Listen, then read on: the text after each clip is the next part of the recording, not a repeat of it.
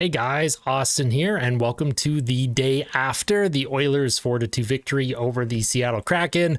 This is kind of my more formal sit down in front of the camera and talk to you guys about the game, recent events with the Oilers. This is something that I'm going to be doing every post day after a game, and I hope you guys enjoy this type of content. I did one a couple days ago. The reception was very positive, so figured I would do another one. So we'll get started. Before I get into the Seattle and Oilers game that we watched last night, let's just get into a couple talking points that I wanted to bring up. Now, the Oilers win streak is at 12 games now, and that makes it the longest win streak by a Canadian NHL or WHA team in history. So that's pretty cool. The Oilers are making history from 50, 60 years in the making. You love to see it.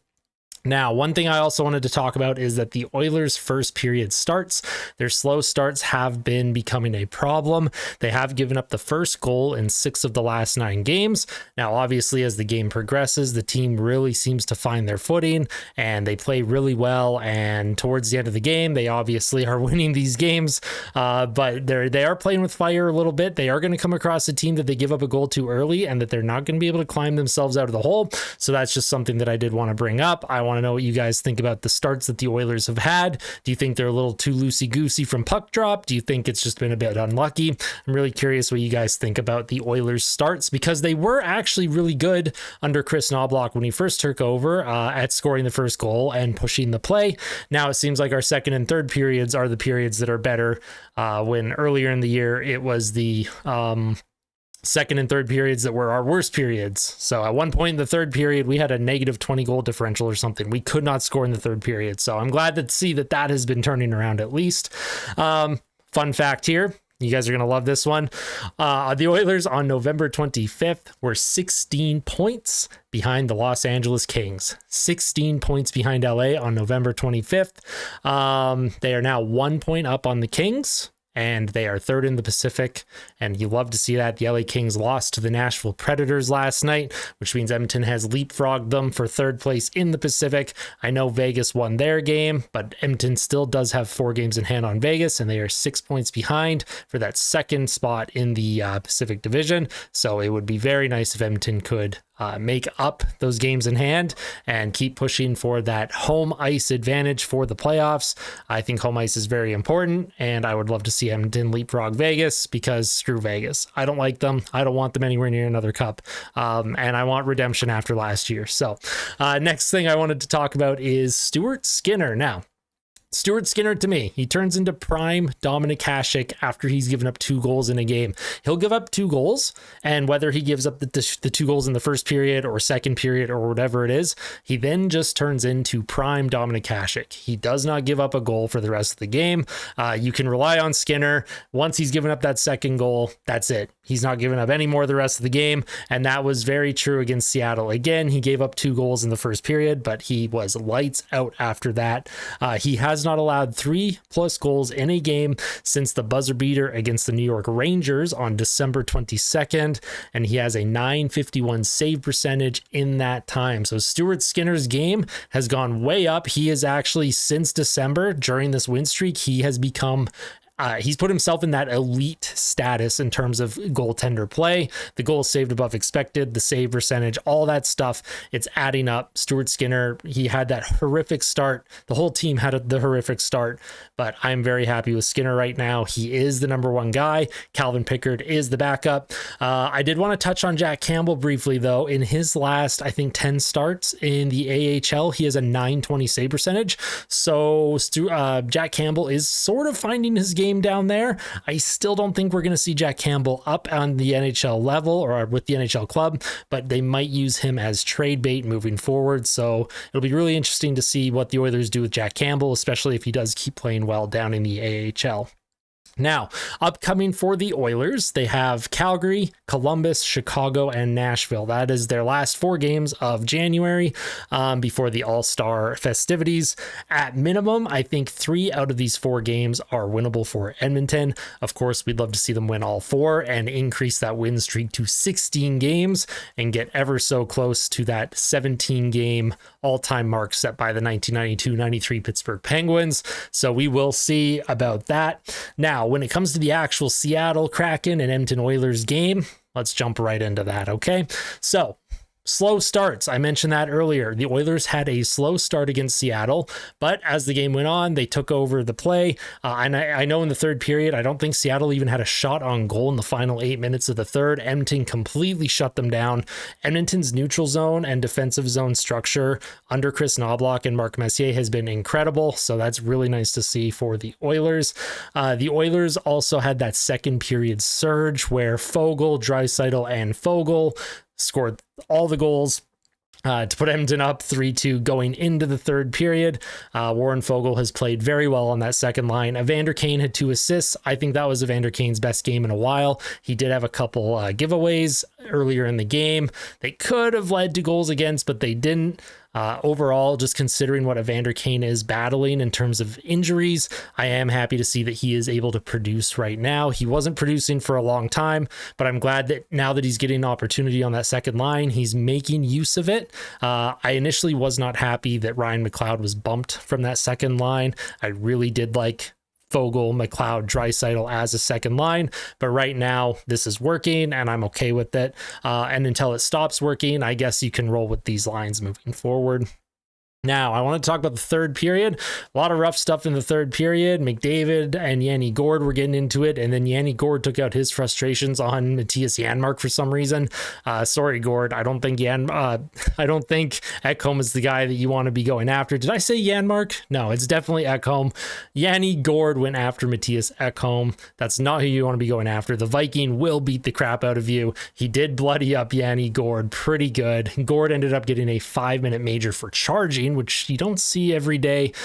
Gourde was pretty fired up. He was not happy with the cross-check that McDavid gave him, and I might agree. I think McDavid could have got 2 minutes for cross-checking, but you can't just run and jump your shoulder into a guy's head because you're mad that the ref didn't call a penalty earlier, and you're taking it out on a guy who had nothing to do with the play to begin with. So Yanni Gourde, he got the 5-minute major. It was a well-deserved 5-minute major. Edmonton ended up scoring on the power play to put the game away, and then they put Foegele out on the late power play, and I don't know what Steve Kozari was doing. Oilers fans, we are so familiar with Steve Kozari. I hate this guy, man. I hate Steve Kozari so much. He gives Foegele a 10-minute misconduct for I don't know what. Fogel's just trying to explain to Kozari that he's on the power play, just trying to get a hat trick. And I respected that from Chris Knoblauch, trying to give him an opportunity to get his first hat trick. But of course, Steve Kozari has to make everything about him. 5 years ago, Connor McDavid made a, check that one upstairs, signal to Kozari. And he has not been able to set his ego aside since then. It's kind of embarrassing. I wish the NHL and their refs could just, I don't know. They need to be held to a higher standard. Sucks for Foegele, but in the end, Edmonton gets the win, 4-2. Very nice to see. I wanted to talk about the special teams. Now, our penalty kill has been absolutely lights out. It's at like 96% on this huge winning streak right now. They are up to 6th place in the NHL total on their penalty kill now, or 5th place. After tonight, they went 5 for 5 last night against Seattle. So that is something that the Oilers have struggled with over the years. Even when they won 50 games last year, their penalty kill wasn't that good. Under Dave Tippett, their penalty kill was okay. But the penalty kill was never the thing that could change the outcome of a game. It was always the power play, but it's nice to see that the penalty kill is the difference maker, and their penalty kill is actually being a difference maker right now while their power play is kind of getting going. It's been up and down. There's lots of ebbs and flows with the power play, so we'll see if the power play can find more consistency. They did manage to get a couple goals on the power play tonight, so let's see if they can carry that forward.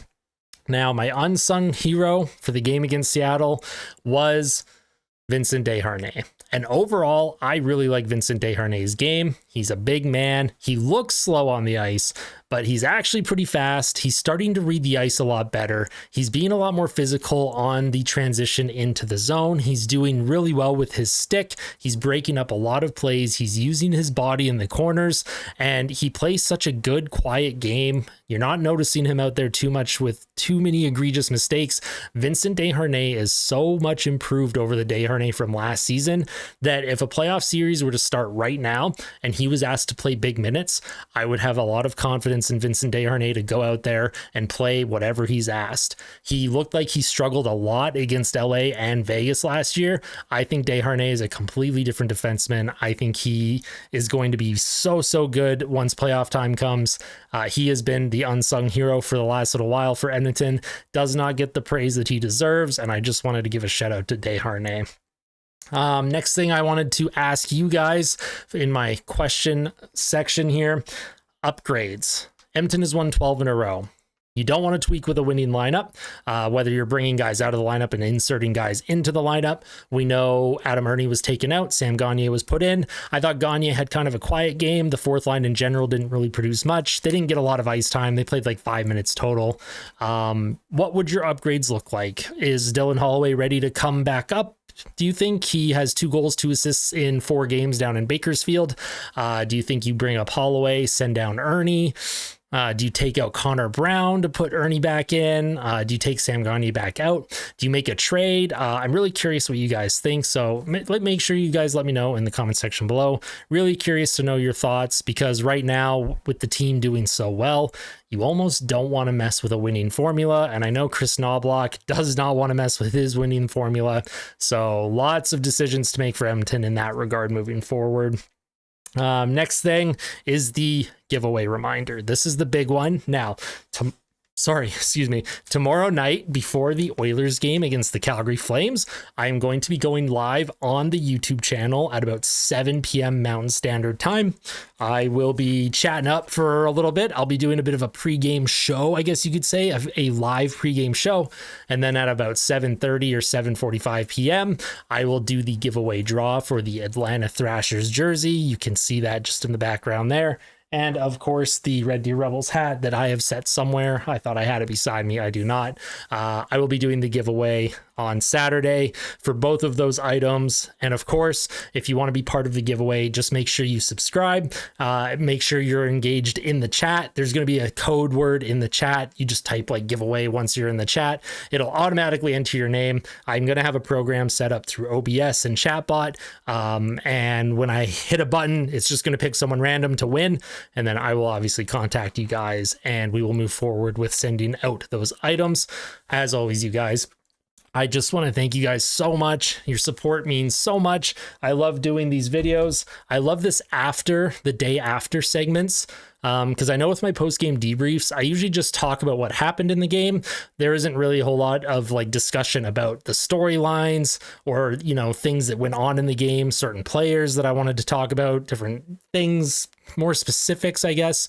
So it's nice to be able to sit down, have a formal discussion with you. You guys get to see my face a little bit more. Some of you run away when you see my face. I totally get it. I'd be running too.